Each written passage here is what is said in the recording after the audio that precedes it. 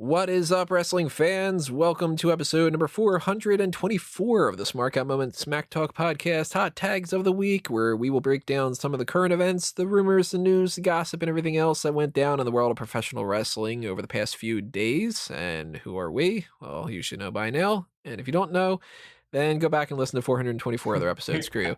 Now, I am your host, as always, Tony Mango, and joining me, as always, is Robert DeFelice. I believe I started around episode 300 or so.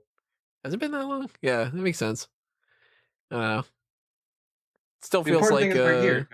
it still feels like it's yesterday of me doing like the first Smark Moment End of the Year awards, and it also still feels like it was 3 lifetimes ago. So I'm It was still 10 stuck years on ago, at least. I'm stuck on March 2019. So what the hell do I know about timelines? We're in the wrong timeline according to the Darkcast. Yeah, go listen to it. Yeah, you can listen to the Darkcast on Patreon. I'm not going to start off with the plugs. We will get to plugs later on, but I do want to quickly plug the idea that you should be leaving a comment. So if you are on the iTunes or Stitcher or Spotify or blah, blah, blah, all those audio-only platforms, maybe you're listening to us on them. If you are, you can't leave a comment, or if you do, I'm never going to see it. So I'm not checking out all those different things. So instead, hop on over to YouTube, subscribe to the channel if you haven't done that already, ring that little bell for notifications, like the video, leave a comment below. If by some chance you do not want to do that on there and you want to leave a comment elsewhere, tweet at me, leave a comment on Facebook, leave a comment on the page on smarkmoment.com. But I want to know what you have to say about these topics. So we're going to hot tag you in, and you can talk about some things too. But we got other plugs. We got lots of hot tags. Let's start off with something that's not quite hot. In fact, it's pretty cold. WWE ice cream bars are making their return. Woo! Kind of. Here's the thing.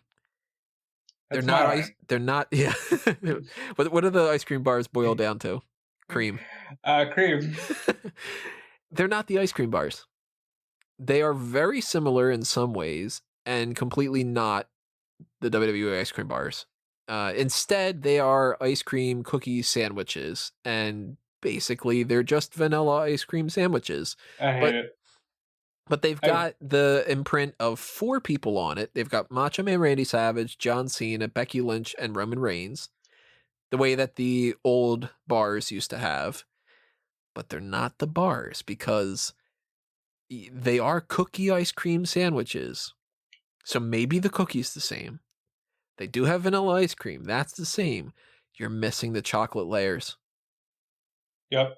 And I know that Callum's not all that big of a fan of chocolate. But he ain't here. Yeah, I love chocolate so much, and you can't tell me that something missing chocolate is the same. That's like saying you're going to take a Nutrageous bar and you're going to get rid of the peanut butter. It's an essential ingredient to that. And my theory, they're saving the chocolate flavor for when they do a New Day sandwich. Because for some reason, Tony, we've elected 4 people to be on the first run of the ice cream sandwiches, only 2 of which are full-time guys, one of which is dead. You don't think that having a chocolate New Day flavor is a little bit racist? Well, I'm not saying that it's not, but where the fuck is my chocolate flavor, and why the fuck doesn't the New Day have a bar? Is what I'm saying. Well, I don't want just like the chocolate flavor, like the chocolate cookie. I want the vanilla cookie like with layers. The layer of the chocolate, the way that they had that. Like dip that other thing, like the one side of it that doesn't have the superstar on it, dip that in chocolate, and then we're good to go, You know what? There you go. You solved the problem. I'm still mad because there's no New Day. There's no Charlotte. There's no Daniel Bryan. You have once again effectively said, hey, WWE is John Cena, who hasn't wrestled full-time in maybe 4 years now. Yeah, you get this Roman Reigns guy. He's a full-time guy. Hey, Becky Lynch, girls are here. Girls are cool. I know, here's Randy Savage, who hasn't wrestled in 2 decades and is also dead. Well, they had, with the original ice cream bars, they had Ricky the Dragon Steamboat, who was just labeled as Dragon, which is funny. He's just Dragon.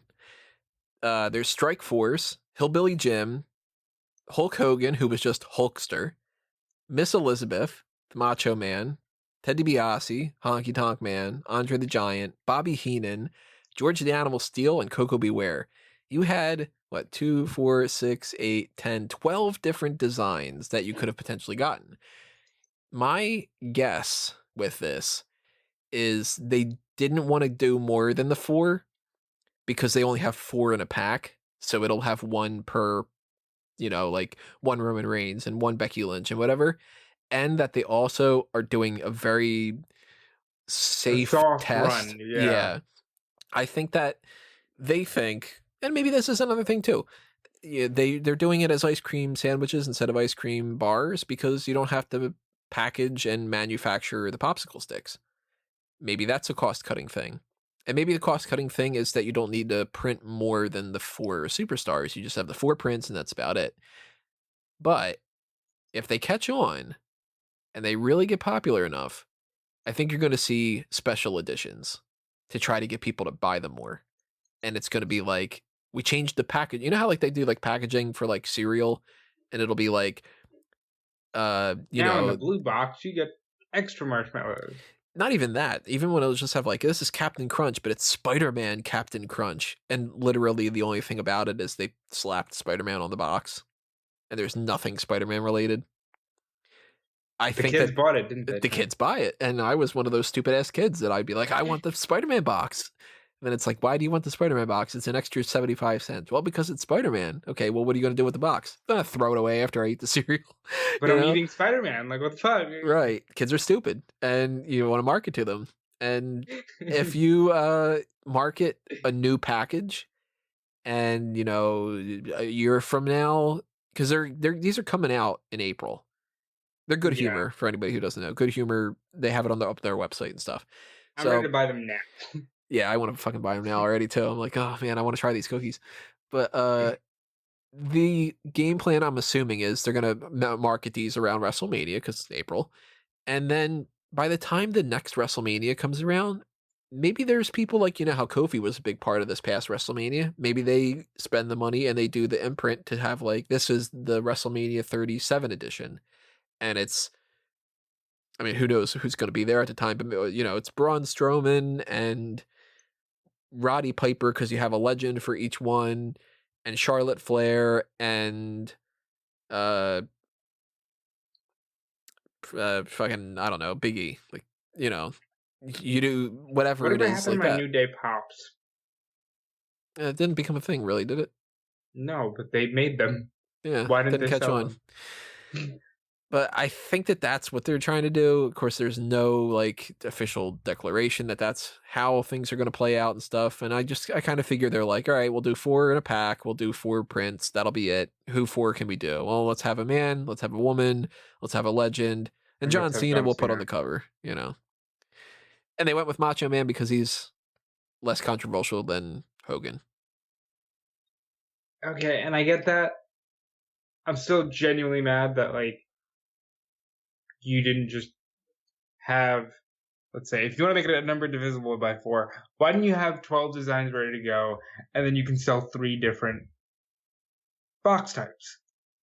This is the vanilla flavor. This is the chocolate flavor. This is the vanilla chocolate flavor. You know what I mean?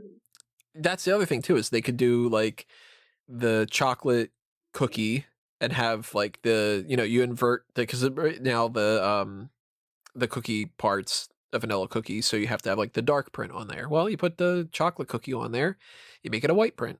There you go. And you do the chocolate flavor and you put 4 more people on there. And you put the vanilla cookie with the chocolate on the inside, and you that's another way for them to play around with that. But I think that they're keeping it slow for a start just to gauge reactions, and if enough people buy it, then they're going to expand. Just the way that anything else would. I mean, look at Captain Crunch. Like I was saying, there's Captain Crunch, then there's Crunch Berries, and there's Captain Crunch with Crunch Berries, then Peanut Butter Crunch, and... Dude, they did these fucking ice cream bars, like, really late into the run. And they waited a long time after CM Punk to do it. No, like, Punk has an ice cream bar. Because when he first came in, they were still making them. Which, like, nobody knows. I'm watching this YouTube documentary as we speak. Punk has an ice cream bar. He does? Yeah. Then why did he cut that whole promo about how he wants the ice He cream wanted bars? them back. Yeah, I guess they weren't marketing them anymore, selling them in the ice cream truck, so nobody knew. That's weird, because I don't remember seeing these anywhere from, 20-something years. I knew that they still had them during the Attitude Era, because when I was a kid, I used to get them from the truck. Yeah, But I I used to didn't get know them from the truck when I was a kid. But Like, it was the ones with, like, Jake the Snake or whatever on there. Like, it wasn't, The Godfather, or yeah, but even, like, I think you might have had one, because I'm looking at this video, and there's, like, a lot of them. Like, Hurricane has one. Apparently, they were just sold in, like, traditional packaging. Like, you could just grab an individual one in the freezer section. maybe it was just, like, certain markets or something. Because I don't remember seeing that anywhere. Yeah, I mean, maybe it's like a Pepsi Lime kind of thing. How they still sell that everywhere but America. Yeah, you look at, like, different flavors of Kit Kats or something, and they're like, this one's the coconut Kit Kat, and you can find it in, like, Peru, and that's it. You're like, what? Okay. But the good humor stuff, it's not the ice cream bar the way that we want it to be. And I still, it's got to be a cost-cutting thing for them to just be like, we don't want to put the layer of the chocolate because it's just more expense, and we'll just do ice cream sandwiches, and people will fucking like it. Oh, that's full of shit. Like, listen, you can't go wrong with chocolate. Chocolate's awesome. My name ain't Callum Wiggins, and you can't go wrong with chocolate. I hope that at the very least, if these catch on, that they understand that they should do the chocolate part. Because, I mean, like, I love Chipwiches. Chipwiches are one of my favorite ice cream novelty type of things. But if you gave me a Chipwich that you took all the chocolate chips out of the cookie, I'd be like, dude, the fuck? It's not a chipwich, it's just a witch. Yeah, then it's a cookie sandwich. And then you made a cookie out of the type of thing where you're like, why aren't there chocolate chips in this cookie? Who has a chocolate chip cookie without the chocolate chip part? Then it's just cookie, But they are advertising it as cookie ice cream sandwiches, not cookie ice cream sandwiches with chocolate or anything. So, I don't know. Worst case scenario, if they taste really good and they're just missing that chocolate, fucking dunk it in the chocolate. Yep. Just do it that way. But I will definitely buy a package of these at some point, unless they're not in my area. In which case, if they're in New York, I'll buy when I'm up in New York. I mean, like, dude, you live in Jersey. They'll be in your area. They bet. Well, it's weird. I've never had Carl's Jr. or Hardee's. They're not in my area. Really? Yeah. I see every once in a while these Marco pizza things. None of them are in my area either. Huh. No, Cece's Pizza, I think, anywhere around me either. I'm all right with. I mean, that seems like it's probably not all that great. So it might be one of those things where it's like, all right, the good humor stuff, we're on sale, and we're in Montana, and and here, a couple other places, and that's and it. Aruba, Jimmy. In which case, I'll be like, I guess I got to buy them on Amazon and try something. But I'm gonna definitely try them out at some point, and I don't know, I'll put up a review or something. I don't know. Maybe make it a dark cast of me eating it, just going like. Oh God, can we do ASMR eating the thing? We can try it. Yeah, well, if you want, people want it. If somebody wants it out there and they want to donate to the Patreon, we'll do a fucking ASMR episode or something. Yes. I'll get my let me get my bottle of water here and just go.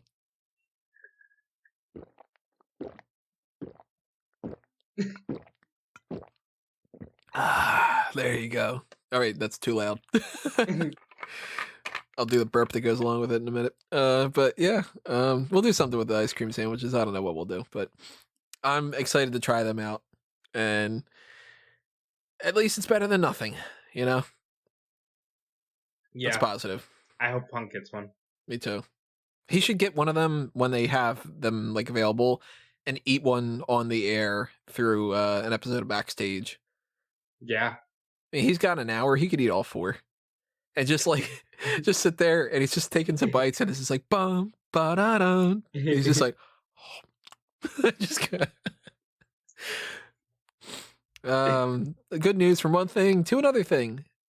It's not confirmed yet, but all the rumors seem to point in this direction that Mercedes Martinez has been picked up by WWE. Finally. The hell they didn't sign her after the first one. When I told you this. How did they wait so long? When she did such a good job at the first Mae Young Classic and stood out as one of the few people that was like, you gotta sign her. And then they bring her back for another one, and it's like, okay, well, you got to sign her now. And then AEW starts scooping her up, and now they're like, oh, we should probably sign her. And it's like, you think? Come on. She was great. And I'm really glad that that's the case, because I really felt like she, as much as she could have been a decent part of AEW, she's on the older spectrum. And I don't think that that would be the type of place where she would just like, she wins 3 world championships for them and all that stuff.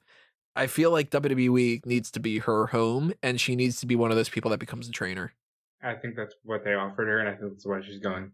I hope that that's what they did, because if they bring her in as like, you're going to be a part of the NXT crew, who knows, maybe you even go to the main roster at some point, but maybe not. Not everybody needs to go there. And some people, when they go there, it ends up being worse. Be on NXT. We need you to help take up the slack a little bit from Shayna Baszler leaving. Yep, you can work exactly with a lot of people. You're a good heel. You're a good babyface to a certain extent, but better as a heel. And you can work with these people, and you can teach them. And, Sarah Amato and... won't do it forever. Everybody that's like, yeah, not everybody who's in the Performance Center is going to be a trainer forever. And you need to cycle in some new people here and there. And Mercedes Martinez could be a great person for that. So that's very cool. Big fan of that. Sign Nicole Savoy. That's, now that I got the Mercedes Martinez one, you're going to beat the drum on Nicole Savoy a little more. Yeah, because they need to sign her because she's fantastic. And I don't know how she's not signed right now. Let's move on to this weird story. Corbin, Kentucky. Oh. I had to change the hot tag, because the hot tag was originally WWE petitions Corbin, Kentucky to change its name to King Corbin, Kentucky as a means to promote a house show. And why'd you change it, Tony? Because Corbin, Kentucky changed the name. They temporarily changed the name of the town to King Corbin, Kentucky. Yeah, they did.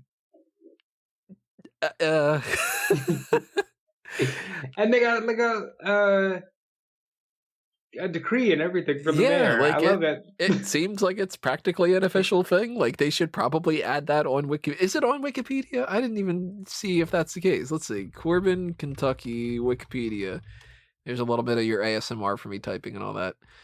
I never did that burp on the air, by the way. I did that off air. So let's see if King Corbin, Kentucky is a part of this. I'm not seeing it yet. I'm seeing notable people that have been from Corbin, Kentucky, but nah, it doesn't seem like they've officially changed this all that much. Well, it's every January 12th, so you know. There's a couple things about like Corbin has an association with Kentucky Fried Chicken. Yeah, okay, it appears in the animated South Park, whatever, blah blah blah. So at some point, somebody's going to have to update this and say that it, for one day at the very least, was hereby referred to as King Corbin, Kentucky. I think it's kind of cool. It's kind of stupid. I love it. I love wrestling. Wrestling's fucking cool and stupid. Isn't that the best? I tweeted out earlier. I was like, sometimes I just really love wrestling, because they did a recap of on Monday Night Raw of last week's Raw, and it didn't hit me last week, and them recapping it made me realize that they did the whole Big Show thing where, Big Show came in as a surprise partner. So the theme hits, and it's this theme. Well, it's the Big Show. And Jerry Lawler's response was, it's the Big Show. I'm like, the song. He's not wrong. The song after, okay, so Big Show comes out, and it says on the Titantron, Big Show, and it says on the mini Titantron on the bottom part, Big Show, and on the stage it says Big Show, and the song literally says, well, it's the Big Show. And Lawler's like, hey, if you didn't know, it's, Big Show. Fucking Randy Savage. It's like, wait, what do you think? It's Big Show. I had tweeted that out earlier, and I'm like, why is he coming out? Yeah. To answer Charlotte Flair's open challenge. But I'm like, sometimes I just love how stupid wrestling is, and the idea that it's like, oh, King Corbin, Kentucky. So you can't say that the King of the Ring didn't amount to anything. They got a name change for a town for a day. Baron Corbin, great heel. And then he's also doing the loser eats dog food matches, which should be on TV. This is like 1995 silliness, and I want to see it on TV. Should they like continue this trend and everywhere they go that has anything to do with any kind of connection to any wrestler, they do a whole like petition and try to get them to change the name of the town? I wouldn't want to see them wear it out, and they would wear it out so quickly. Like, is there like a I don't know, like an Axel County or something like that from somewhere? They could have like Curtis Axel County, and well, pretty soon they they're get- going to name the whole city of Dallas after Bo. yeah, I was gonna say Bo Dallas, Texas.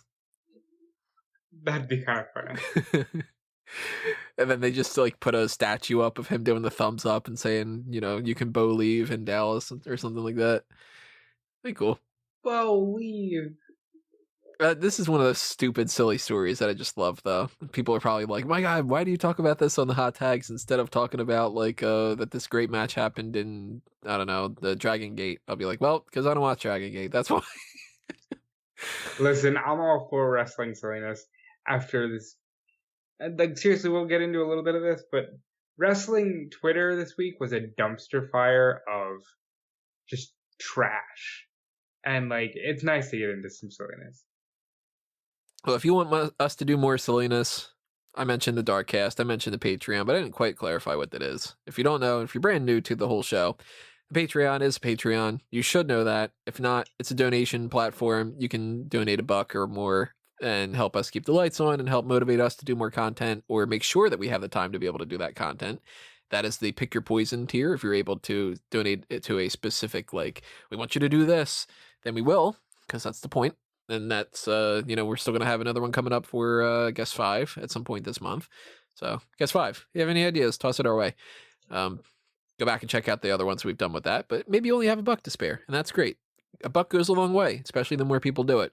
And if you do that, or you do it for $5, $10, whatever it is, that's awesome. The $10 tier gets you access to the Darkcast, and they are only uploaded to Patreon. They are only ever going to be uploaded to Patreon. They're never going to be the type of thing where later on I keep them and I upload them in a big package on YouTube. I'm planning on never really doing that. But the Darkcasts are kind of random. I don't know how many a month I'm going to do. The more people that donate and reach that tier, the more Darkcasts I'll do because I want to make sure you guys get a lot of content. And if there's at least, one a month, then, one a month, but there's at least going to be one a month. I'm hoping to get 2 or 3. And I put one up the other day. It's me kind of rambling about some other kind of topics, me testing out my new microphone a little bit, me talking about how Kenny Omega is the new Sting, about how we're on the wrong wrestling timeline for multiple things, and just kind of shooting the shit a little bit. And I'm going to do random ones of just me. I'm going to do ones where I can get Rob on, and maybe it'll be in the middle of the night, because sometimes we'll just chat about stuff in the middle of the night, and I'll be like, let's get on a fucking podcast, and let's just do a Darkcast, and just talk about crap. That's right. And it'll be a little bit of the all talk show, a little bit of the types of things where it's like all 3 of us, Callum included, get on, and maybe we'll even do like a Superstar Scores, and it'll just be a Darkcast edition, and you won't be able to listen to it unless you're on that.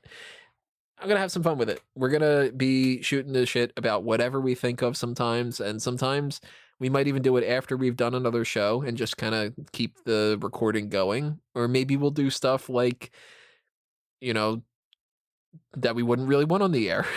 It's a nicer way to put it. Like, a little less PG-13R and a little more, all right, let me talk about this thing that I would get in trouble with. That kind of thing. Maybe. I don't know. We'll see. And I'm a fan of PG-13. I like the Nation Domination. If you really want us to do heel and face turn reactions, we could do one of those a week if you guys donate enough to the tier and stuff. To. And so maybe we would talk about Drew McIntyre, or maybe we would talk about, whatever it is. So Darkcast is a thing like that. And I kind of rambled quite a bit about the Patreon, but that's what it is. So patreon.com/smarkoutmoment, donate $1 or more, whatever you got, whatever spare change is tossed our way. Greatly appreciate it. So let's move to, you were talking about Twitter and, people being upset over stuff and everything. Now, Triple H had said a joke after TakeOver Blackpool 2. And the joke, for context, was he was talking about Edge and Paige, the rumors that they might be able to come back for the Royal Rumble, and, they've got their injuries, so that's another thing that gets in the way. And he's trying to address that whole situation and, kind of give a little bit of context to why they might not necessarily want them to actually come back. And Triple H says, I'd love to see them step into the ring and compete. More importantly than that, though, I'd like to see them live long and healthy lives. Edge has kids. Paige she probably has some she doesn't know of. Their health comes first, and he continues on this whole, thing about, like, the health comes first type of thing. Did you watch the clip? I didn't watch it. I read the thing. You should watch the clip. Watch the discomfort that creeps over his face when he realizes, oh shit, I'm gonna get crucified for this. And then the relief that washes over his face when the media there laughs at the joke. Because he knew. And he even goes, oh, thank you. Because he knew, like, this is gonna turn into something I shouldn't have said that. Now, I can understand some criticism to it because, yeah, Paige had a whole bunch of stuff with her sex tape and all that stuff. And now it's becoming a thing where Paige had tweeted out, even my boss jokes about me. No wonder you guys still do it too. And now other people are getting on with the whole, like, Renee Young showing support. She's been to hell and back, but still some people want to make jokes. We need and she deserves real change. Nikki and Brie said, we will never see the true change in equality if we just see them as storylines. Change in a company starts from the top. Our leader helps set the example. For us women, we all need the help we can get. Help with respect from our coworkers and fans. We're all one, whatever. Nijax, you're amazing, sis. Love you. Who's Ronnie Radke? Her boyfriend. Okay. We don't need to get into Ronnie Radke. Ronnie Radke is, he's not a role model himself, boys and girls, but he had tweeted out, it's fuck Triple H all 2020. So they're obviously very upset about this. And apparently he also tweeted out, dear WWE, I'm sick of watching her cry because of you guys. Hasn't she been through enough? Here's my position of the whole thing. At the risk of sounding insensitive, I've made this known before. You got to be able to laugh at some things. And I know that if it strikes a nerve, it's harder to laugh at things. And there's some things that people think that you should never make fun of and all that other kind of stuff. But obviously, this is not the type of thing that upsets me because it's not a shot at me. It's a shot at Paige. And if it was me, maybe I would feel a little bit different. So I got to take that with a grain of salt as well. But I really don't feel like Triple H was going for a sex joke for Paige to try to make her feel bad, to instigate something or to change the perception of, to bring back all those memories or to do that. Sometimes you make an off-color joke. And so, yeah, I mean, an off-color joke, the fact that it's off-color is the fact that already is something that maybe you should sort of apologize for or something like that. But I really feel like he was coming from a different type of joke. He wasn't trying to be like dragging her name through the mud or something. I think that it was just an attempt at a joke during a press conference thing. And, it's not like he tried to make a joke specifically about that. If he would have been referencing her sex tape, then it would have been like, oh, come on, dude, you're kind of, this is a low joke that you can make. But I didn't get that impression from it. And I don't think that this should be the type of thing where it's like cancel culture nowadays, which is awful in a lot of ways. That shouldn't be, because it should stand for something that's great. And people go overboard and people are like, you said something that I was trying to be offended. And now I want you to never have a job for your whole life. So I don't want Triple H to be like, fire Triple H because he said something that wasn't the absolute nicest thing in the world. And people make mistakes, My issue is, first of all, if you're offended by the remarks here, then perhaps the hottest angle on Raw shouldn't be based on a woman's promiscuity and sex life. Because that's what the long thing is. Mm-hmm. But that aside, I thought it was a joke that I didn't catch the first time I listened to it because I was so focused on getting the quote of, Triple H wants to see Paige in the ring. But I don't know. I feel like, to me, I wonder if they saw fans getting up in arms on Twitter, and if Paige felt, am I doing a disservice as a role model if I don't say, well, this is fucked up? I mean, we haven't even addressed the fact that, like, what the actual joke's intention was, like the punchline. And because Triple H, Like, listen to the fucking joke. Oh, she has kids she doesn't know about. Do you know how childbirth works? Yeah, Like, that's the joke. That's the premise of the joke. Is like, yeah, like Paige couldn't possibly have kids that she doesn't know of. She would have given birth to the kids. That's why it's a joke. that's why he's not being funny. He's just saying, I want them to live healthy, fulfilling lives. You guys are the ones that are making it sexual. Like, Yeah. I don't think he was referring to her sex life. And I mean, I've said it before, but like, if everything can't be a joke nowadays, if nothing is a joke ever under any circumstances, then I mean, what's the point? You know, you got to be able to laugh at stuff. You got to be able to take things in stride. And sometimes people are going to say things that offend you. And you know what? Even when they purposely are trying to offend you, you got to get over it. And I don't feel like this was something that he was trying to be offensive. He was trying to make a joke about the idea of a woman not knowing that she would have kids. Yes, technically speaking, it can be considered offensive. You know what else could be considered offensive? If I made a joke about somebody falling down and in the vicinity of the area, somebody has fallen down in their entire life and they were like, "You're giving me anxiety because I remember when I fell down." Would most people be upset about it? No. Have you ever made a joke about anything in your entire life that somebody could have possibly been offended by? Yes, because every joke somebody could have been offended by. And I don't think that this is the type of thing that everybody needs to get butthurt over. It's Paige has that history. Yes, she went in depression about all that stuff. I don't think that this is going to be the type of thing that's going to trigger it and go crazy, you know? I don't think it's necessarily that what Paul said is going to trigger her. I think it's the fact that they feel it's an open door for Twitter trolls to keep going. Yeah, and when are you going to do another porn? Aren't they doing that anyway though? Like, I don't think that this Yeah. Triple H thing changes anything. I can't imagine that somebody who has the gall and look, I mean, we make fun of things. We've made plenty of jokes about Paige and all that.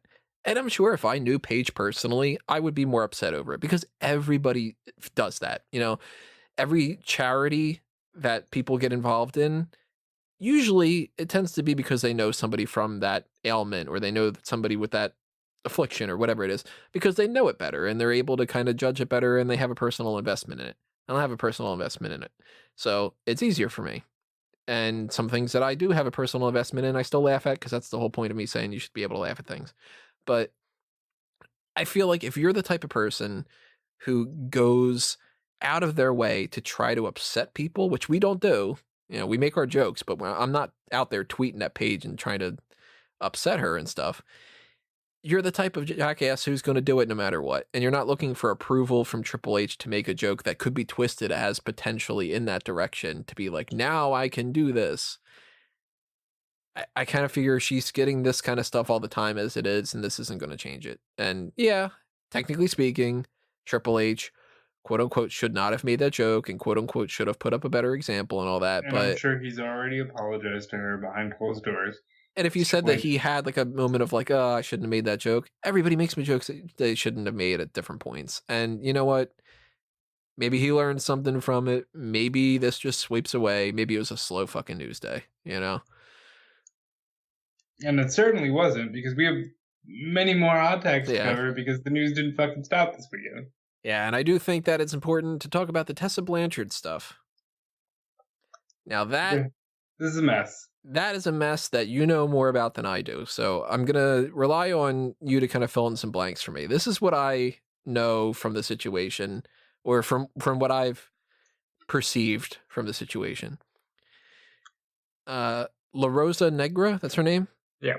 Okay, so she is an indie wrestler, and she had some kind of a situation with Tessa Blanchard in 2017, if I remember correctly, where allegedly Tessa Blanchard had spit in her face, called her the N-word, and caused her issues to be booked. Is that right?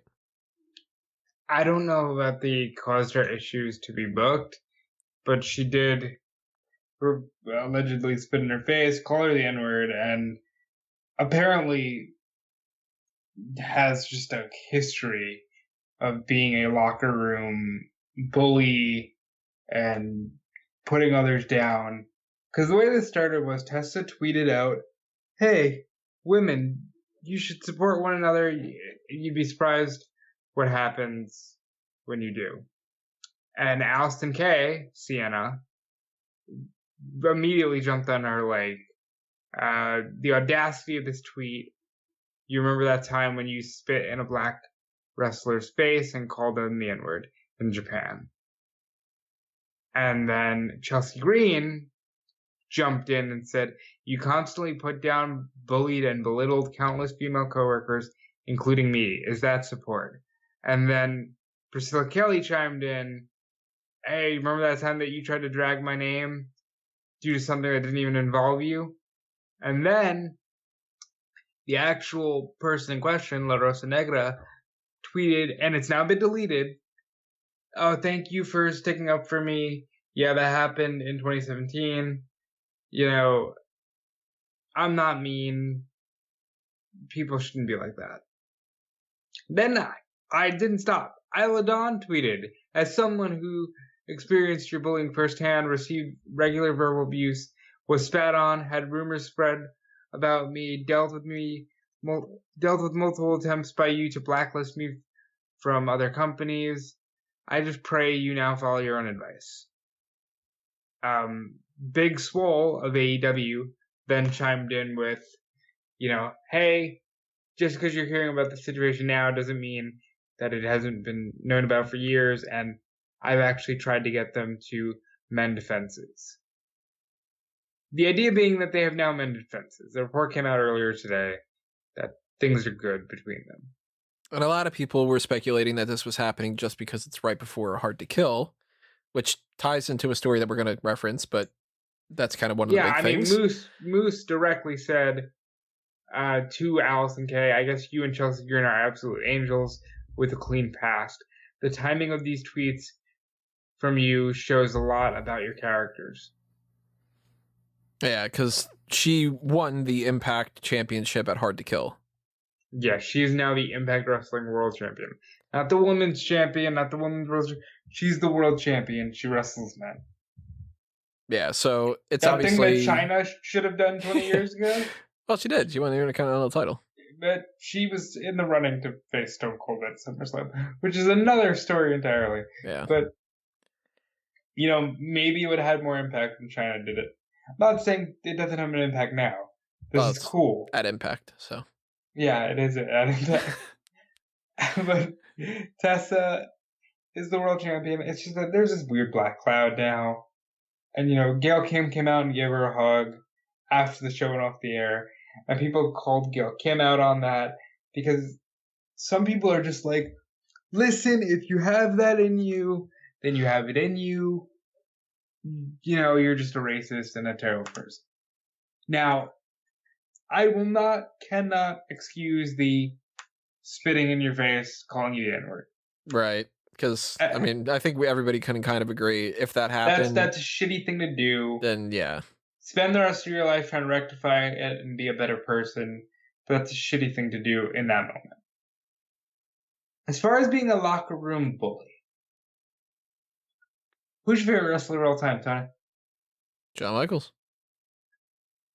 Is every story about Shawn Michaels from the 90s not? Yeah. Fuck this guy. He was such a prick in the locker room. And there's also the type of thing where there's plenty of instances where people have said people were locker room bullies that other people have said, I didn't see any of that. Or, because it's like bullying is a real thing. Bullying is the type of thing that if you do get bullied, it can cause massive problems in psychological ways and emotional ways and mental ways and physical ways and jobs. And, it's not something to be taken lightly. But there's a lot of people that jump to the I'm being bullied when they're not really being bullied. It's just that they can't take criticism or that they just can't deal with somebody that doesn't like them or something, like. I mean, I'm going to equate this to, and I'll admit firsthand, this is a bullshit excuse, but I would bet anything in the world this is what she would probably say. I'm old school. I was raised old school. Mm-hmm. Pay your dues. Rub other people's noses and shit because, haha, that's what wrestling is. Wrestling is bad. If there's one thing that wrestling has taught us in the 14 days now, because it's Tuesday, that 2020 has existed, is that wrestling is bad and filled with many bad people. Well, wrestling's always had these problems, and that's not to say Yeah, that but it's a good we're thing. living in a culture now where whistles are being blown all over the place because it's the culture. The culture's changing. You can't just be a piece of shit and, And fully get away with it anymore. and fully get away with it. You can't just persistently harass somebody for sex in a locker room and get away with it. You can't just spit on somebody and go, well, but that's the business, brother. You can't do that anymore. Right. And we're also in that culture where there needs to be this big change, so everything's extreme, and that's why everybody's like, it's the kind of thing where it's like, well, you don't get much change without a revolution. Little tiny changes do happen, and you can cook a frog on a boiler plate very low and do that whole scenario. But a lot of times you get a lot of big change by doing a lot of crazy stuff on the opposite end. And then you have to kind of reel yourself back in. So when I mentioned the idea of like a lot of people jump to the bullying thing and they shouldn't, yeah, I mean, this is like anything else. But that doesn't mean that doesn't also call attention to the real people that are being bullied in the real scenarios where they're being bullied. And it sounds like from this one, if that stuff was happening with the whole spit in the face and the N-word and all that stuff, it sounds like that was real bullying, It sounds like Tessa is a hard-nosed bitch who will mask it behind the idea of traditional values and, paying your dues, brother. Like the people on the top always rub their feet on the people below them and, do all that kind of stuff, which is not good.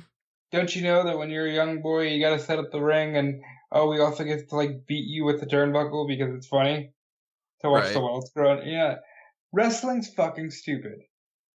And wrestling is going through a metamorphosis and an identity crisis. And this is both a benefit and a casualty because we now have a woman as the world champion because a woman is the biggest draw.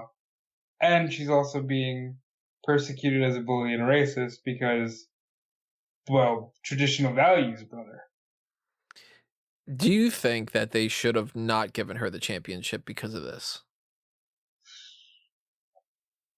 So, I mean, we all can agree if she did this stuff, that's crappy of her to have done that.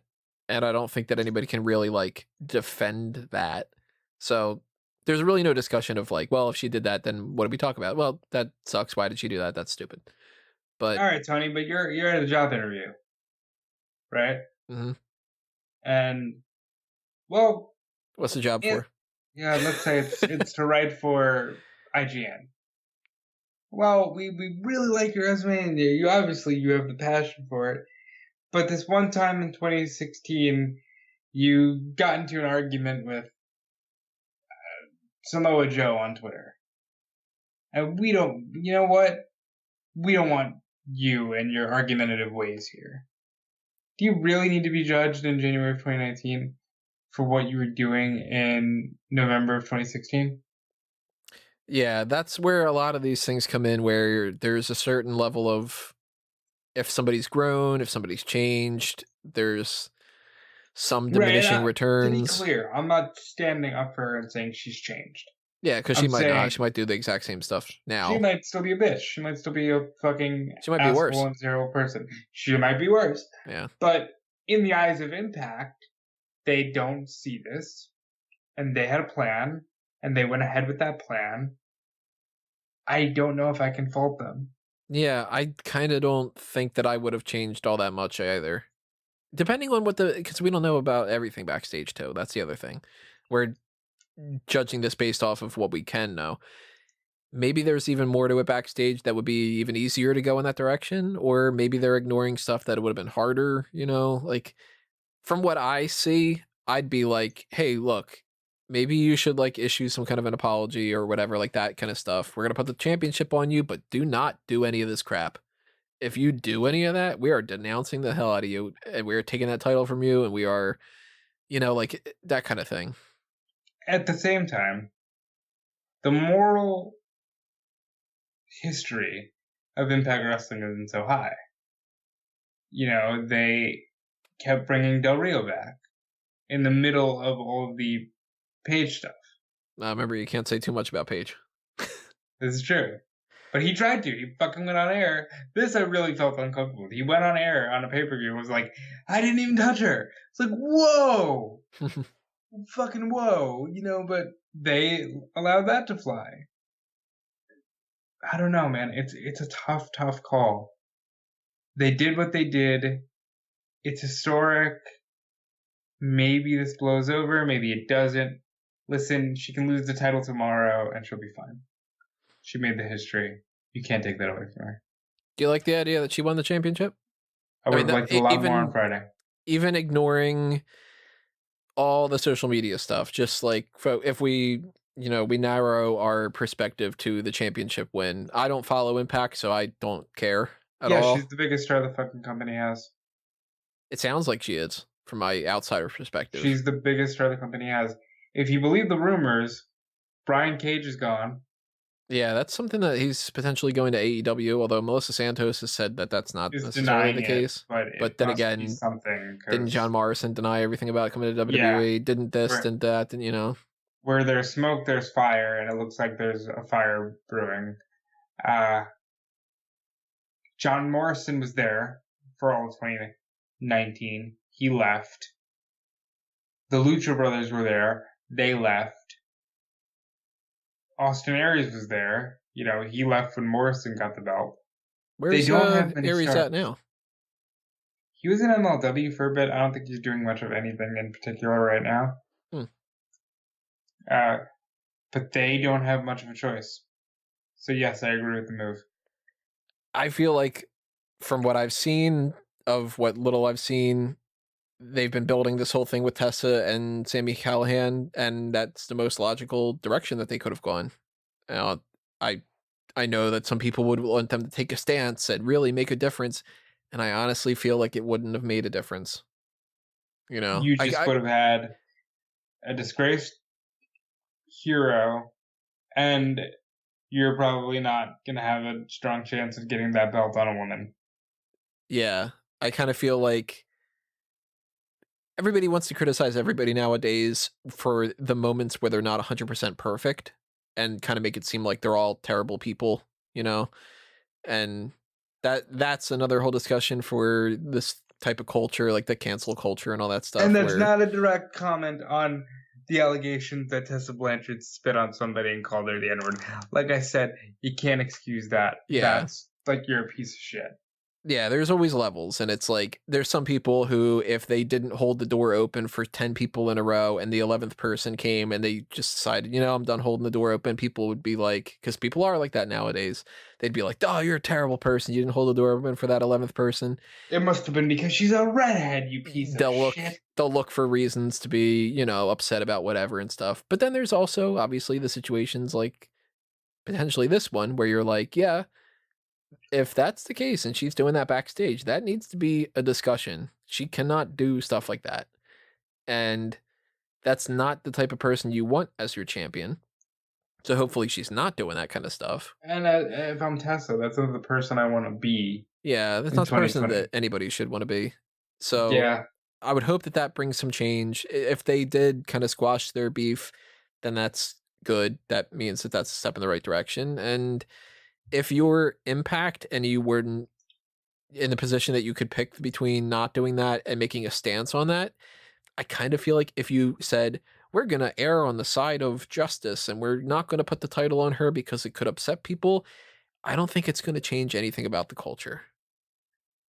I don't think it's that big. And don't say anything about changing the culture, because CM Punk will tell you, go suck a blood money covered dick in Saudi Arabia. Yeah, dork. He'll get real upset about that. But it's like there's certain battles that are going to be big battles, and there's certain ones that it might be a big battle for Twitter and it might be a big battle for a couple of people, but it's not going to. If they didn't put the title on Tessa Blanchard, it's not like that's going to cure racism. It's just another battle, and obviously it sucks that they're even doing that because she shouldn't have done that to begin with to even have this discussion. It should have been entirely just she wins the championship and that's the whole discussion, you know? Agreed. Hot tags where we get deep on these kind of things. Oh, we're doing it again, aren't we? Yeah. Really quickly plug merchandise shops, TeePublic and Redbubble. Smark Out Moment, Fanboys Anonymous, A Mango Tees. Pick up a t-shirt, pick up any other kind of merchandise design options that you got out there. Browse it. If you want it, pick it up. There you go. Quick plug. Do you want to watch a TV show about The Rock? I really fucking do. Oh, seems like that's going to be the case. It's in development. Young Rock is the name of it. And the TV show is going to be kind of a little bit like the Young Sheldon show from the Big Bang Theory spinoff. It's not the same channel, right? No, it's not. It's I don't think CBS so. and NBC. So it's going to work similarly, it seems, where it's going to be like there's a kid and it's the story of like The Rock, you know, as a kid. And obviously it's not like the actual story like a documentary, but it's going to be the types of things where it's like, here's a funny thing. This is when I was being trained by my dad to do this with wrestling. And these are the quirky characters in my family, like that kind of stuff. Now, do you think it's going to be an Everybody Hates Chris style where he's narrating? Or do you think he reprises that 70s show role of Rocky Johnson? No, he is supposed to be in every episode, but he's supposed to be as like a narrator. Ah, okay. So it's the creators, like the showrunners, they are responsible for Fresh Off the Boat Have you seen and that? Don't Trust the Bee in Apartment 23, which I have not seen a single show of either of those, so I don't know if they're good or not. So I've seen Fresh Off the Boat. You know who Eddie Huang is? Nope. Okay, then never mind. But it's similar style of what they're trying to do with Young Rock. Who plays Andre? Big Show? You gotta have an Andre episode. I would think that they would have to do some people like that here and there. Like, they'd probably have to have them backstage and have some wrestler types. And I don't know. I mean, you probably have to get Big Show in there just to kind of be like, you know, play into the whole gimmick of it. But it's weird because it's like, I don't know what they would focus on because The Rock's said, you know, he's got this in his life and this thing and sleeping out of his car and this kind of thing. Yeah, like you mix it. Like you can do fun episodes of, oh man, my dad, Tony Atlas, became the first black tag champion. And then you gotta do, but my mom and I were locked out of our place and we were evicted. Right. You know, like you have to. It's gonna be a good show. I'm looking forward to it. I'll definitely check it out.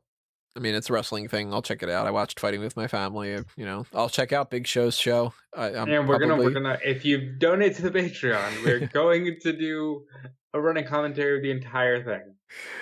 Yeah, it's always an option if you want us to do 12 episodes of that or something. You know, that's one of those things. But I'll definitely check out Young Rock. I don't think that it sounds like the type of show that I would absolutely love, but maybe it is. I don't know. I've never seen those the Department 23 and Fresh Off the Boat, so it could be the type of humor where I watch that and I think that this is like just not funny the way that a lot of shows are. Like there's a lot of shows on ABC, for instance, that I had watched years ago and I was just like, oh my God, I get that I'm supposed to laugh here, but I am not feeling it at all.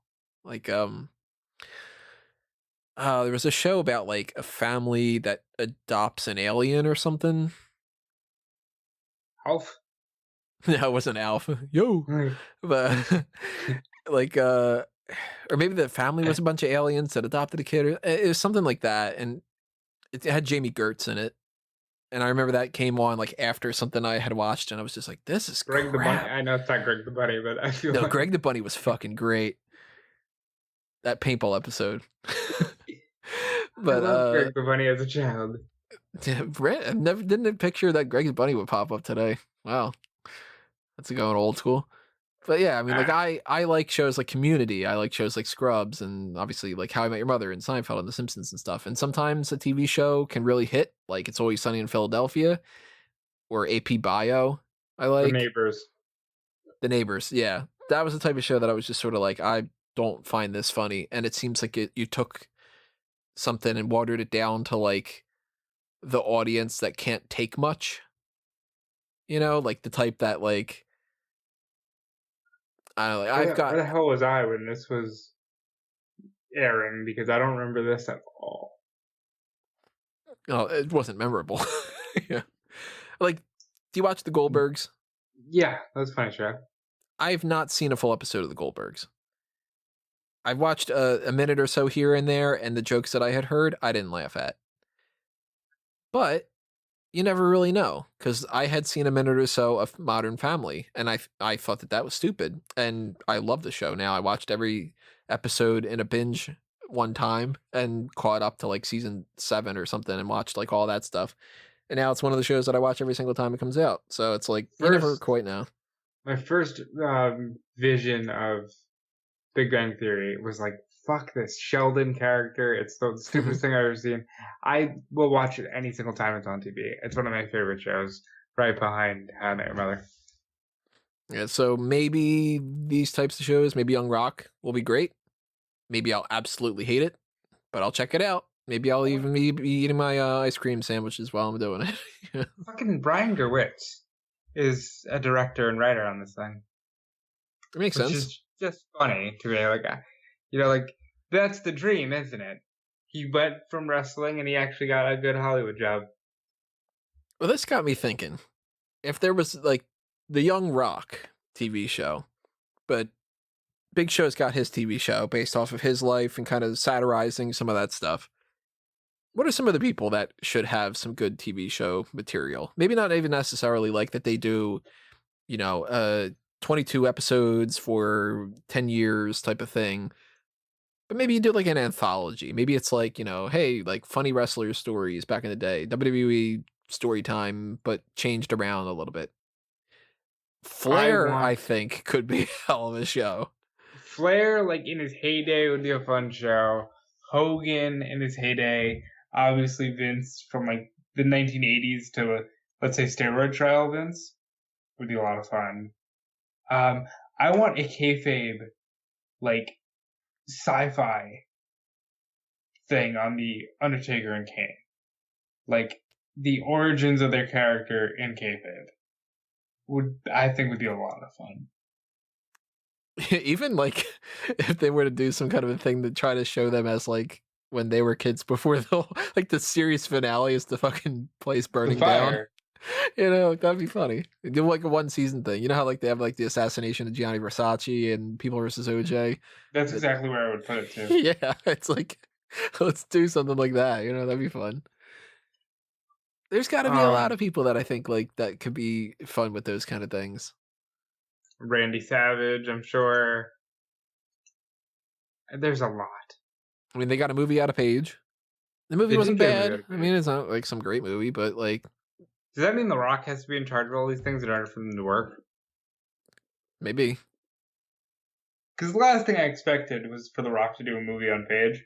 I'm still kind of shocked that The Rock did a movie on Paige.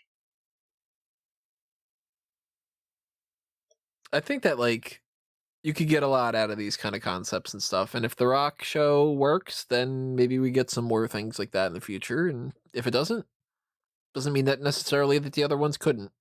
Flair is the only one I can think of that I'd be like, all right, you did a whole show about Ric Flair in his 20s and 30s.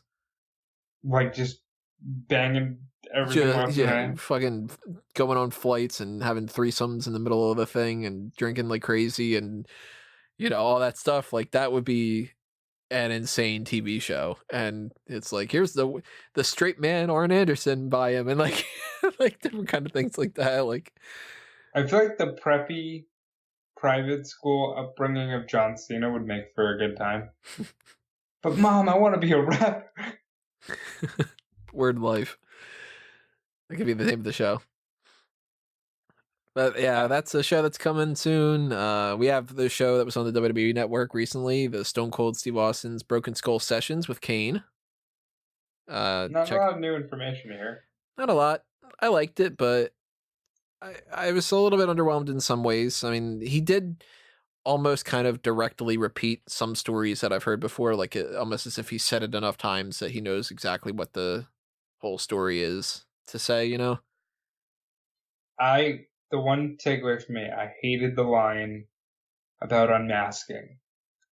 Because apparently he shaves his head and he stops halfway through because Pritchard thinks it would be a gas to tell Vince, I gotta show Vince that you would have your head shaved.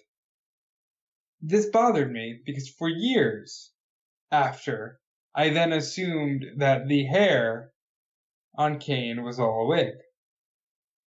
Why didn't he take the mask off with the hair and then the next week shave it off?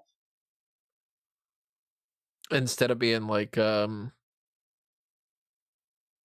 what? Like what they did, where it was like, hey, he's got hair. Oh shit, the hair was actually a part of the mask, and he's actually this weird balding guy. I mean, like when he unmasked the first time, he should have been completely bald. No, he shouldn't have been bald. He should have had the hair, and then you shave it off. After you've unmasked, and you've shown this grotesque figure behind the mask. Yeah, well, see, that's the whole thing that makes him even weirder. It's that he's missing spotches of his hair because it got burned. That makes sense to me. You see, I didn't put the burn thing in there because I forget that he's, a fire victim because I'm so used to just seeing him as Glenn now. Well, you know what makes even less sense, other than the idea that, like, he's Glenn, also he's Kane, like, all that stuff. I mean, that gets, like, you really have to shut your brain off, but, like, even just in the kayfabe sense, what makes no sense is the idea that he suffered this burning stuff, he couldn't talk, then he had the little voice changer thing, and then it turned out that he could talk, and he also had these burns, and he unmasked and he had all these burns. And then the next week he didn't have the burns. They just didn't have them because then it was like, well, his scars are on the inside, and then it's like, okay, well then what about the scars that were on the outside the last time? Like, yeah, they don't take 20-something years and then they heal the next week, And that's why I didn't like Kane after he took the mask off. I see the value behind it, but it's like that. It's kind of strange, but I thought that was funny though. That the idea that Pritchard was just sort of like, "Oh, this is funny," and then that Kane was like, "I can't walk around like this with my head half shaved." And it's like, Bruce, I have a wife. Yeah, I gotta go to Outback afterward. I think that was funny. I thought it was funny that he, not funny necessarily, interesting is the word I should use, that he said that he burned himself by accidentally hitting the Inferno stuff on the outside, the little grate that they used to keep the fire. And they showed the clip, and I'm like, yeah, he actually does. Like, if you watch that back, he gets his hand caught on fire, his arm's on fire, and he unintentionally moves his left arm a little bit too much further, and he just taps into it. And it's like he says it felt like it was like a hot stove. And we've all touched like, a hot pan or something at the time and stuff. And he was just kind of like, fuck. Like that, one of those kind of things, Yeah. I'm like, yeah, that's like one of those little moments that I never noticed that as a kid, that he taps that and that's why he jerks his motion like that. I wasn't even paying attention. I'm watching his other arm completely on fire. That was kind of interesting. There's a couple moments here and there. They burned him a lot. And there's the clip of the JR thing where JR was just like, and it's like, move. Stop, drop, and roll. I'll just sit there and burn. But I thought it was okay. It wasn't my favorite. And the next Broken Skull Sessions is going to be Bret Hart. Yeah. So that could be either great or kind of flat. So it's weird. I love the 90s. I love Bret. I'm very excited for this. But at the same time, I'm like, brother, how many times do I gotta hear you talk about, yeah, I really like doing the USA versus Canada. Yeah, I was really pissed off by Montreal. Like, we know, Bret. And grow up with Stu. Talk about almost going to WCW in 92. Talk about wanting to work with Steve when he was blonde. I think that would interest me. And they're going to get probably into Hogan. And they're probably going to get into... No, that's a fun topic because both of them did not work Hogan. Well, the whole Bret thing with Hogan taking the title. I know, but Austin could also say, I made the decision years later to not even wrestle him. Because I didn't want him to pull that power play. There's a lot of positives that can come out of it, but we've heard a lot of these stories, so I'm kind of worried that that's going to be another one of those episodes where it's kind of the same stuff. But maybe it isn't. I don't know. Maybe they start the whole time the whole show off with like, all right, well, what are you up to nowadays? And Bret's like, I'm really into crocheting. Let me show you this thing that I made. Who the hell knows? One of my favorite moments of this, the one with Kane, is the awkwardness of when he crunches his can of beer, reaches over, gets another one, pops the lid, and then just is like, I got a bone to pick with you. And I'm like, that, I like that they kept that in there, that awkwardness. I like it. It should feel human. I think a lot of the network specials don't. This was good. I say overall, see it. I agree. The last thing that I have on the hot tag schedule is to talk about Monday Night Raw. A lot of people have been saying that they like when we talk about that, so we're trying to make that a more regular thing. So here's your rundown. Show starts off with Randy Orton cutting a promo about AJ Styles. He comes out. Drew McIntyre comes out. They're all talking about the idea of like, supremacy with the Royal Rumble coming up, and Drew McIntyre wins a triple threat match with them. Drew McIntyre is very much babyface here. Did they not announce a singles match? Did Drew McIntyre at least say, "Hey, everybody's seen you two fight already. Like, I don't want to fucking see this. Add me to the match." Or was it just like, "Hey, it's a triple threat"? It was supposed to be Orton and Styles, and Drew McIntyre came out and just said like, "Hey, I kind of want to do something. Why don't there's three of us here? Let's have a triple threat." That's fair. He even asked like the crowd if they were interested in doing the triple threat. Like, they're making him a babyface for sure, and he pinned Styles, so that's another thing. Orton had hit Styles with an RKO.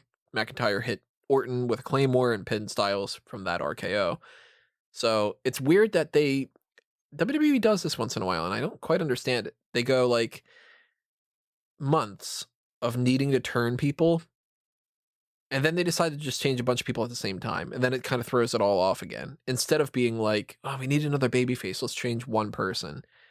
Because now Samoa Joe and Drew McIntyre are babyfaces. Now we have an abundance of babyfaces. Yeah, Raw's pretty low on the heels.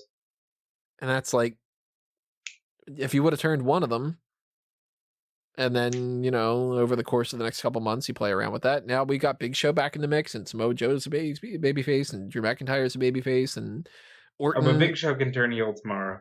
Yeah, I mean, he probably already did. Orton's face, and he wasn't for a while. Kevin Owens is on there. He was a babyface, but they weren't doing anything with him. It's just kind of, I wonder why they're doing that. That's just who they are. Just strange. But I liked the match enough. And we had some backstage. I'm not going to go through the whole, Seth Rollins did a Raw speech, and then Kevin Owens did same kind of stuff. Ricochet beat Mojo Rawley by pinfall. I don't think there's really anything to talk about there. Charlotte Flair beat Sarah Logan by submission, and Logan is doing the wolf call thing. She's got new entrance music, some new ring gear. Step in the right direction, but she lost. What's that one quote from Saturday Night Live you like to say? Which one? Was it whenever you talk about Sarah Logan? Oh, God, I can't remember who the person was that did it, but the whole Bobcat can eat all the chili he wants doesn't mean he's going to crap diamonds. Yeah, I'm getting those vibes from her even more now.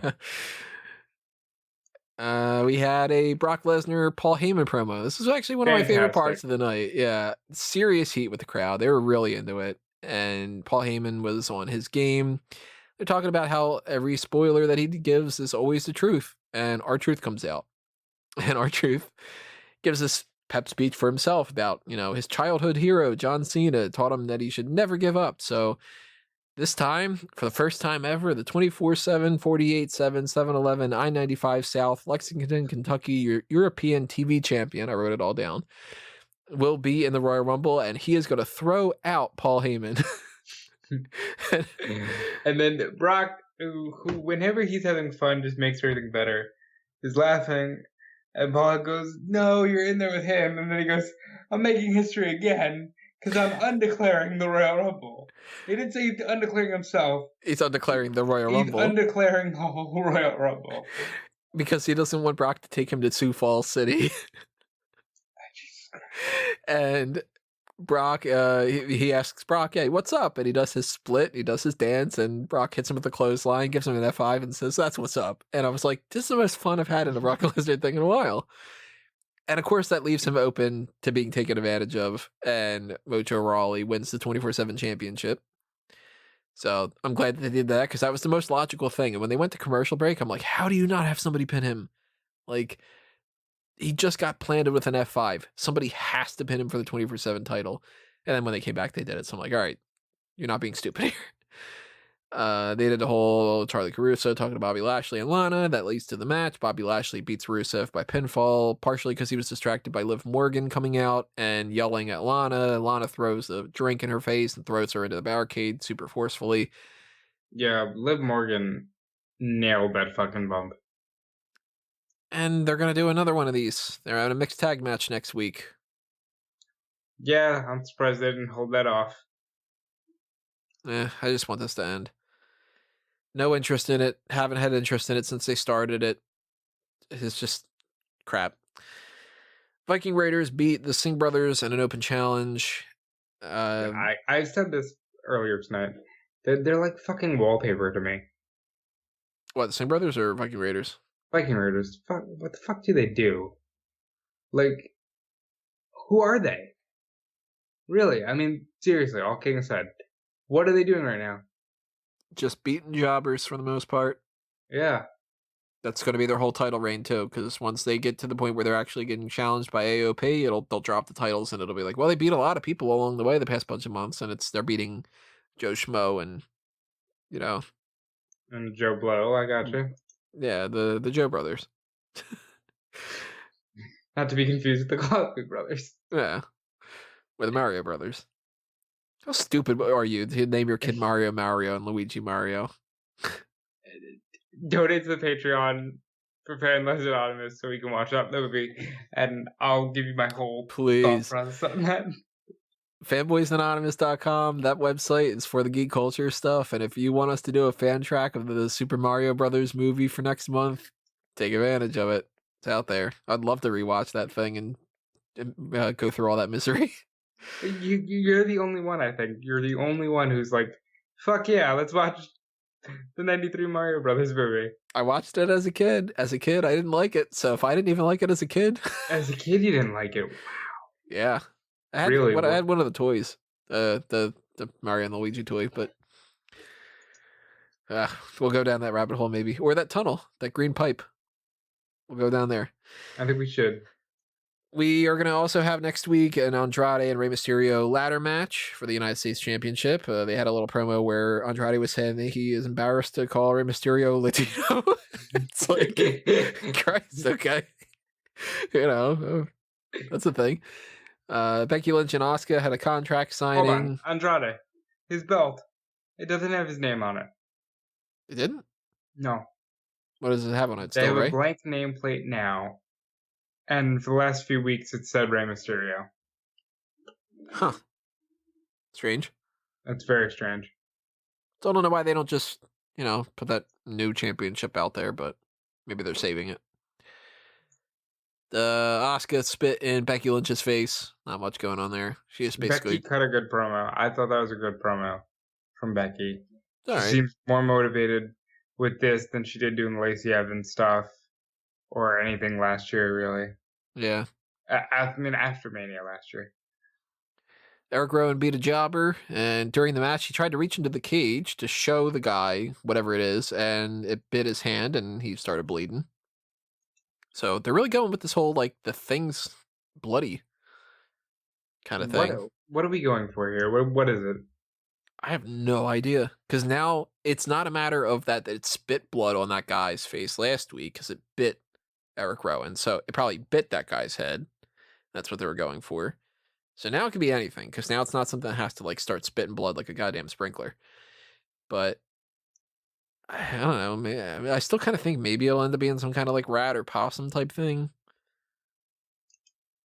I'm okay with that. I think it'll be maybe a spider. Like a big old tarantula. What would be the weirdest thing that you can think of that would be not threatening. Like, I mean, we've talked about this before about, like, how I think that it would be great if there was nothing inside or, whatever like that. But what would it be that you would be like, aw, and then it's like it wouldn't make any sense at all that it was biting and being vicious and people getting scared and, Hamster. For some reason I thought baby kangaroo. That's so specific. Yeah, I don't know why. It was in my head, but we're like, I don't know, a little platypus. Oh. Yeah, exactly. You see a little platypus, that little fucking duck bill, and you're just sort of like, oh, look at this little stupid thing. Because those things all look like they're dumb. And it's like, oh, I want to pet that little guy. It can't possibly bite you. It has no teeth. Just like a couple of circles and a flat thing on the end. And then it bites you. Yeah, then they go like making some weird ass noise. I don't know what noise they make, but it'd be great if it was just so like or something, Or even better, they have to put the music on or something, like how they dub the noise for certain things. It's like over the PA speaker. They can do some weird things with this. I don't know. I still think it's going to be some kind of a rat type thing, though. Then I'll be like, nah, it's a rat. Okay, let's move on. But that was the thing. I skipped over this. Aleister Black beat Buddy Murphy, so he's 3-0 on that. And after the match, Murphy stayed ringside, and he stayed ringside all the way through the Eric Rowan thing, and it factored into the fist fight. I hated that they kept advertising this throughout the night as, for the first time ever, the first ever fist fight in WWE. And they just fucking flew around in there. And all they did was have a street fight. No pinfall, no submission street fight. And I'm like, well, for the first time ever, we're having a fist fight. That makes it seem like nobody ever fights in WWE. Bad wording. They just wanted to say first time ever. I hate when they do that. I love it. It's my favorite thing in WWE. For the first time ever on a Wednesday in August. Like, The Undertaker is on NXT. And that stuff's just like, all right, we're having a street fight. It could have just been, we're having a 6-man tag team street fight or something. They wanted to call it a fist fight for some reason. I don't know why. They barely used fists. It was mostly kendo sticks and tables. But in that match, Seth Rollins goes over to Buddy Murphy and he's like, help us. And Murphy decides to help him. He joins the crew. There's no name for the stable yet, but now it's going to be Seth Rollins, Buddy Murphy, and AOP. We got a mid-carder, we got a tag team, and we got the main eventer. The way that stables should be. Talk about something I did not foresee in October. I didn't see this coming earlier in the day, I'm glad that they did something with Murphy. Because he lost to Aleister Black, and I was like, all right, well, what the fuck are you going to do with Murphy? It's 3 in a row. I was thinking when he stuck around for the Eric Rowan thing, I was thinking that they were going to do something with that. And he was going to start a program with Rowan and turn babyface. Because I'm like, everybody's turning babyface now. Maybe it's going to be Buddy Murphy's turn. I liked it, though. Yeah, I like the idea behind this. Like I said, you got a main eventer, you got a mid-carder, and you got a tag team. Murphy can start going for the United States title. Rollins, depending on who eventually beats Brock Lesnar, Rollins can be trying to challenge for the WWE Championship, and AOP can be tag team champions. That's to me, stables are the best when they're a group of 4. And this is the perfect stable. I don't know if they all mesh really well, but you know what? It works. So overall, good episode of Raw for the most part. I would watch it. Like, I'd say see it. I'd put it on Hulu. Yeah, I mean, the Hulu's going to cut out some of those extra little things. Like, we don't need 3 segments dedicated to talking about the Bobby Lashley story. So, well, maybe they don't. Maybe they put that on there because they like that. But yeah, overall, not a bad episode. And I'm cool with that. I'm cool with not bad. Yeah, not offensive. So I'm good with it. Yeah. So those are the hot tags. And obviously, if you have not chimed in with your thoughts yet, then go ahead and do that in the comment section below. I plugged quite a bit of my stuff already, so I'm going to give you a little chance to plug your stuff, and I'll come back around. So what do you got, Rob? By the time this actually hits YouTube and the podcast platforms, I think I'll be able to say this. 8 a.m. Chris Van Vliet drops an interview with David Benoit. Look for transcriptions of that on Fightful, courtesy of yours truly. Subscribe to Fightful Select if you're not already subscribed to Tony's two wonderful Patreons. You should absolutely read all the editorials on smarkoutmovement.com, including the power rankings, because that's Callum's weekly contribution, and he's not here, so I'll say it for him. Go back and listen to 2001 Wrestling Odyssey, because Callum put a lot of work into that, and I enjoyed being there, and you should enjoy it too. Follow me on Twitter and Instagram at DudeFleece, and, just keep on keeping on. And for the future of different things you should be looking forward to with the Smark Out Moment and Smack Talk side of things, the next thing that's going to happen for this week, our main event for the Smack Talk podcast, is going to be a fan announce table commentary track that we're going to do for the 2010 Royal Rumble match. We're going to record that on Wednesday, so that'll be up Wednesday night at some point, most likely, because it takes a little while to do the editing for those, because I have to add that little time code and stuff like that. So, it'll come up around the time probably that maybe NXT's on, or maybe even after that. I don't know. It kind of depends on how fast my computer's going. But yeah, tell me how you think I sound, by the way. I forgot to mention this in the last thing, but this is a new microphone. So how am I sounding? Levels okay? I usually like to get your feedback about that. But we are doing that at Fan Announce Table. We have some other segments that we are creating in the future and kind of hashing out now. We're going to do Wrestling is 2020, which is going to be us looking back on something in the past, knowing what we know now, and trying to figure out what we would change, if anything. And then we've got Missed the Smark, which is about us watching things that we missed. So it's like, hey, I never saw this match and it's supposed to be legendary. Let me go back and check it out and tell you my thoughts on it, like that kind of stuff. So that's in the works. We also have a new segment up on the website already that is Wrestling Doctor's Note. And the doctor notes are from a doctor talking about different things. And this one is the first edition for this is spinal stenosis. So he explains in great detail about the whole what is spinal stenosis and how does this apply to different people and different things like that. So definitely check out Ethan's post because it's really great, and I'm really looking forward to more of those in the future. And it definitely stands out as something completely different from Tony's an opinionated jerk and he wants to bitch and complain about something, because that's basically what I do. I have no credibility to say anything other than that. And if you want to hear more, but at least you're honest. Yeah, I am honest and opinionated. And if you want more honest opinions, keep checking out everything else that we're doing. Check out fanboysanonymous.com. Check out the future episodes. Check out the wrestling stuff, all on Smark Out Moment. Just keep checking out stuff. And next week, after we get down these kind of things that we're talking about, we're going to get into Worlds Collide and Royal Rumble predictions. And then after that, on the last week of January, we're going to do the Q1 mailbag. So send in those mailbag questions already if you haven't already, because we won't do another one of them until around April. Get them in while you can. That's going to do us in for this, though. Thank you for listening to this edition. It's time for us to go. This has been another Smark Out Moment, and we're being counted out.